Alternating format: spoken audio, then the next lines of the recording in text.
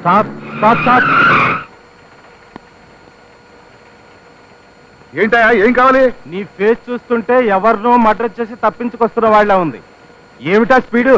అదే, ఓ పెళ్లి జరగబోతుంది, వెంటనే వెళ్ళి ఆపాలి, అందుకని. ఏంటి పెళ్లి ఆపాలా? అబ్బా, ఆయన స్టోరీ మొత్తం చెప్పండి, అక్కడ పెళ్లి జరిగిపోతుంది. ఊరుకోవయ్యా, తొందర. బంగారు పుట్లు పొందట, మంగళసూత్రం దొరకలేదండి. పోనీ అద్దెకి ఎవరన్నా మంగళసూత్రం ఇస్తారా? నో వర్రీ నో వర్రీ, ఇవాళకి పసుపు కొమ్ము కట్టేస్తాను. ఏమయ్యా, పెళ్లి రోజునే పసుపు కొమ్ము దారం అంటున్నావు, ఇక నా కూతుర్ని నువ్వేం సుఖపెడతావు?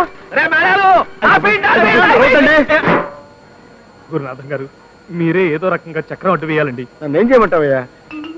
ఈ పసుపు కొమ్ము మెళ్ళో కట్టి మీ ఆవిడ మెళ్ళో ఉన్న మంగళసూత్రాలు తీసివ్వాలండి. ఏంటయ్యా నువ్వు మాట్లాడేది? మా ఆవిడ పూజల పురస్కారాలు నీకు తెలుసు కదా, ఈ విషయం దానికి చెప్తే చెప్పు తీసుకు కొడుతుంది.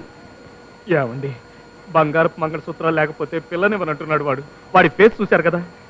ఈ పెళ్లి జరగకపోతే నా పంతం దెబ్బతిని పరువు పోతుంది. నా ఫేస్ చూడండి.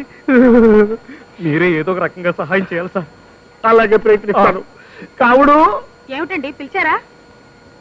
రాంబాబు నీతో ఏదో మాట్లాడతాడండి. భలేవారండి, మీరే మాట్లాడతా అన్నారుగా. నువ్వు మాట్లాడు బాబు. మీరు మాట్లాడుకున్నారు నువ్వు మాట్లాడు. మీరు మాట్లాడుకున్నారు మాట్లాడు బాబు. బాబు, మంగళహారతి పాడాలా?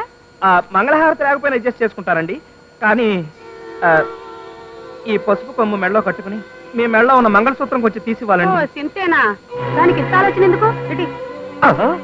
తీసుకో. థ్యాంక్స్ అండి. కావుడు కాముడు కాదు, నా పేరు సత్య వెంకట కామాక్షి. మీరు కట్టిన తాళి మళ్ళీ నేను మెళ్ళ వేసుకునే వరకు మీరు నా భర్త కాదు, నేను మీ భార్యనే కాదు. కొంచెం తప్పుంటారా? కావుడు. అయ్యో,